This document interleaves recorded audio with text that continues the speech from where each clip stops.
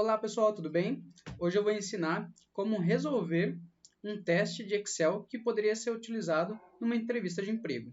Então vamos lá, nós temos aqui alguns dados, preenchidos no Excel para não precisar ficar digitando, e nós temos aqui um teste de Excel. Nós vamos fazer item por item, e a primeira dica que eu dou para vocês é leia muito atentamente o enunciado, o que pede nesse teste de Excel. E aí você vai fazer somente o que está solicitando nesse teste. Então vamos lá. Primeiro nós temos aqui, formatar base de dados como tabela. Essa base de dados que está aqui é a mesma base de dados que nós temos no arquivo de Excel. E ele está pedindo para a gente fazer a formatação dela como tabela.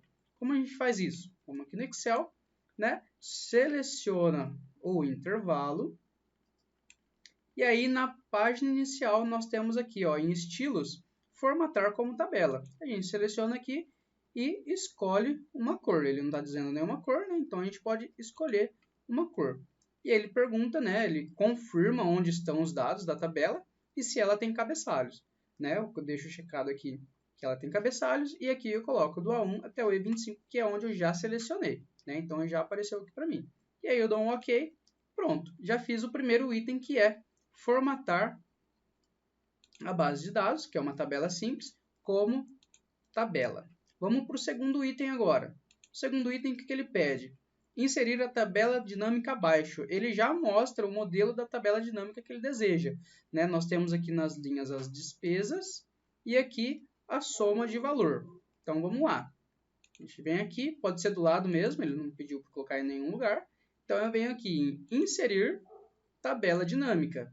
E aí, intervalo, ele está pedindo a tabela ou intervalo. Como nós temos uma tabela, ele vai mostrar o nome da tabela criada. A gente vem aqui, seleciona ela e apareceu, tabela 1. E aí, quando eu der um OK, ele mostrou aqui minha tabela dinâmica e eu preciso configurar os campos, Vamos confirmar aqui. Eu tenho onde está despesa e receita, que seria o tipo, e a soma de valor. Tá. Tipo, então, eu coloco aqui nas linhas, já apareceu, receita e despesa. E a soma de valor. Então, o valor vem aqui em valores. Soma de valor. E aqui está um valor, porém, aqui está como um valor monetário, Então, a gente precisa configurar isso também. Como que faz isso? Soma de valor, configurações de campo de valor, formato de número. Aí eu posso vir aqui e colocar contábil. OK. OK novamente e pronto, está configurado com um valor monetário.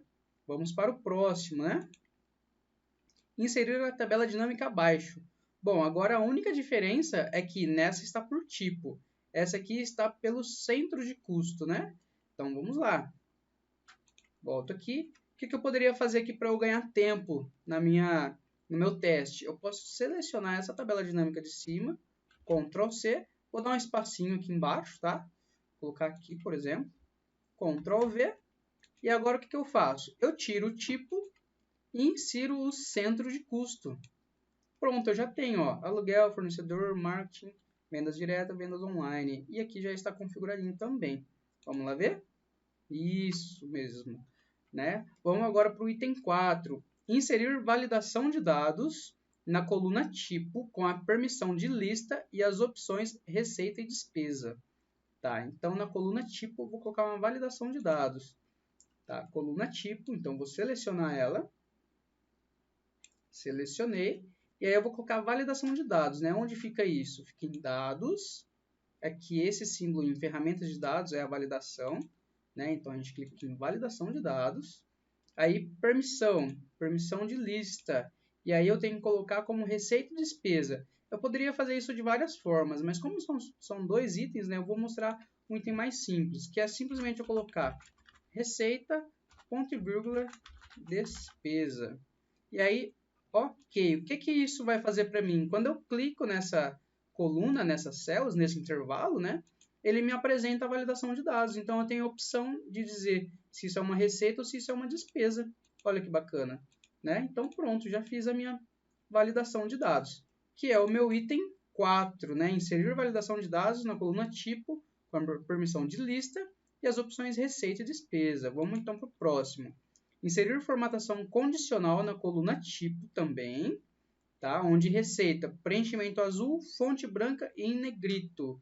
E a despesa, preenchimento vermelho, fonte branca e em negrito também. Tá ok, então vamos lá. Então eu venho aqui, seleciono a coluna tipo, e aí eu vou na minha formatação condicional, né? Página inicial, formatação condicional.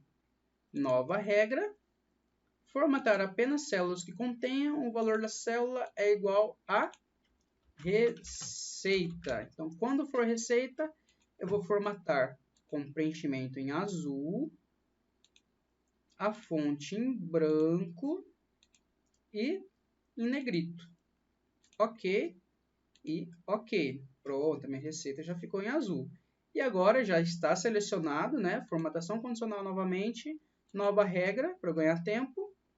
Formatar apenas células que contenham o valor da célula é igual a despesa. Formatar, preenchimento em vermelho, fonte em branco e em negrito também. Ok, ok, pronto, né? O tipo está com a receita em azul e a despesa em vermelho. E se eu clicar em qualquer uma dessas células, formatação condicional, gerenciar regra, eu vejo as duas regras aqui. Ok, então vamos para o próximo. Item 6. Inserir segmentação de dados na tabela dinâmica usando o campo centro de custo. Tá, ele não falou qual tabela dinâmica, mas se é o centro de custo, provavelmente pode ser essa primeira, né? Então vamos aqui. A gente seleciona essa tabela dinâmica, vem aqui em tabela dinâmica Analyze, inserir segmentação de dados e coloca o centro de custo. E a gente dá um OK. O que vai acontecer? Ele vai mostrar essa segmentação para a gente. Quando a gente clicar, por exemplo, aqui em aluguel, o que ele faz? Ele mostra que é uma despesa de R$ 2.400. Se eu colocar fornecedor, é uma despesa de R$ 3.000. Marketing, 800. Se eu selecionar mais que um, ele mostra os totais também, né? Se eu coloquei venda direta, o que isso significa? Significa que a venda direta é uma receita, né? Os outros itens são despesas. Isso mesmo. Então, vou fechar aqui e vou deixar tudo selecionado. Pronto. Item está feito também. Que é o item 6, né? Agora vamos para o item 7. Inserir gráfico de pizza com rótulo de dados em porcentagem na extremidade externa. Usar como fonte de dados a tabela dinâmica do exercício 2, que é essa aqui também. Então vamos lá. Um gráfico de pizza. Volto aqui para o Excel, né? Então a gente vem, vou colocar tudo aqui mesmo, tá? Inserir um gráfico de pizza, esse primeiro aqui. Vou posicionar ele.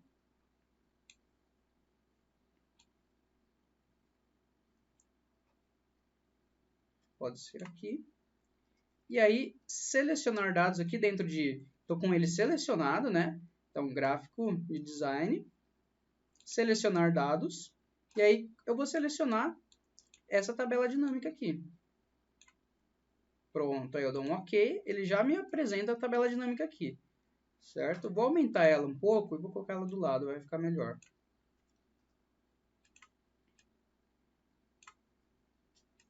E aí ele está pedindo mais algumas coisas, né? Então já está aqui. O que ele está dizendo? Gráfico de pizza com rótulo de dados em porcentagem e na extremidade externa. Então tá, então eu clico aqui, adicionar rótulo de dados. Aí ele está pedindo em porcentagem, então eu vou clicar no rótulo de dados, formatar rótulo de dados, e agora o que eu faço? Vou colocar aqui em porcentagem, né? Porcentagem, ele só está pedindo porcentagem, e na extremidade externa, então a posição do rótulo na extremidade externa. Tá? Vamos conferir lá novamente. Inserir gráfico de pizza com rótulo de dados em porcentagem e na extremidade externa. Usar como fonte de dados a tabela dinâmica do exercício 2. Então tá ok. Então acabamos de fazer isso. Isso é o que ele está solicitando. Não preciso fazer mais nada. Tá? É o que o enunciado está pedindo. Vamos agora para o próximo. É o 8, oitavo, né? Calcular o valor total do produto A utilizando a função soma-C. Então, tá, então pode ser aqui embaixo mesmo, né? Vou colocar só aqui, ó, soma-C, só para a gente lembrar, né, que é o exercício 8, né? Então, é igual, vamos lá conferir. valor total do produto A utilizando a função soma-C. Ele ainda está dizendo qual que é a função que ele quer que a gente use, hein? Total do produto A. Então, vamos lá. É igual soma-C, que ele já está dizendo para a gente usar essa aqui. Qual que é o intervalo? Primeiro ele está pedindo o intervalo, né? É onde vai estar escrito o produto A, né? Então, é aqui, ó. Ó, na C2 até a C25, né? Como eu coloquei a minha base como tabela, ele mostra aqui, tabela 1, descrição, tá? Quais são os meus critérios? Meu critério é o que tiver produto A aqui. Então, eu vou colocar entre aspas duplo, porque é um texto, e aí eu coloco produto A. Fecho meu aspas duplo, ponto e vírgula novamente, e aí ele está me pedindo o quê? O intervalo de soma. Se eu vou dizer o valor total do produto A, então é aqui no valor, que é a coluna E, né? Eu venho aqui e seleciono. Ele aparece aqui, tabela 1, valor. Aí eu fecho e dou um Enter. Pronto. O valor do meu produto A é 5.050. É a soma de todos os produtos A que estão aqui cadastrados. Isso é o que está pedindo no enunciado. Então, não preciso fazer mais nada. Ó. Calcular o valor total do produto A, utilizando a função soma-C. Certo. Agora ele está me pedindo aqui no 9, apresentar a quantidade de receitas, a quantidade, não o valor, tá? Utilizando uma tabela dinâmica. Então, tá bom, ele quer a quantidade de receitas. Vamos lá. Posso pegar também essa tabela aqui, dinâmica, não tem problema, copiar ela inteira, colocar ela aqui embaixo, estou dando um espacinho também. Pronto.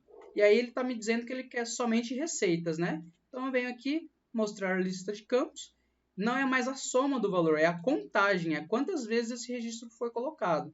Então, eu venho aqui em configurações de campo e valor e coloco como contagem, né? Ele mostra, essa opção ele mostra quantos registros tem para receitas, no nosso caso, né?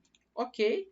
Aí ele está mostrando como moeda, então eu preciso voltar aqui, configurações de campo, e em formato de número, eu posso deixar geral nesse caso. Aí eu dou um OK, ele está me dizendo que eu tenho 12 registros em despesa e 12 em receitas. Posso vir aqui e simplesmente tirar a receita, deixar somente tirar a despesa e deixar somente a receita. Ok, pronto.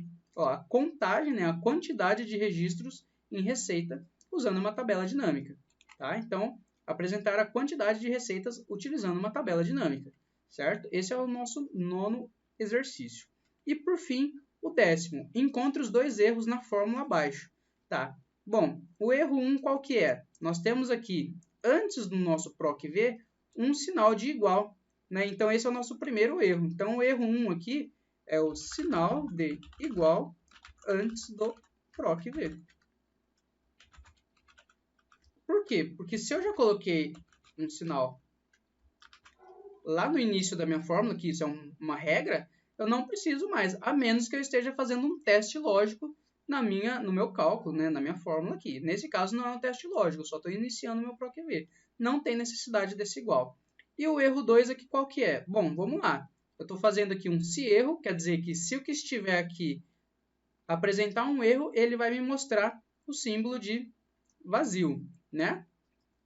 E aí, o que ele está falando aqui? Eu vou fazer uma busca na F2, né? O que está na célula F2, dentro dessa matriz que vai do A2 até o C20, e quando eu encontrar o que está no F2, eu vou mostrar o que está na quarta coluna numa correspondência exata. Mas espera aí, quarta coluna, nós temos só 3 colunas aqui, que é o A. A seria a coluna 1, B a coluna 2 e C a coluna 3. Por que eu estou mostrando um 4 aqui, né? Então, não tem muito sentido esse 4 dentro desse PROC-V. Então, o meu segundo erro é o índice de coluna ser o número 4. Porque eu poderia estar usando aqui somente até o número 3, tá? E aí, então, eu finalizei a minha 10ª questão, né? Sendo o erro 1 o sinal de igual antes do PROC-V, que é esse, e o erro 2, o índice de coluna ser o número 4, que ele só poderia ser até o número 3, considerando essa matriz que a gente está utilizando aqui.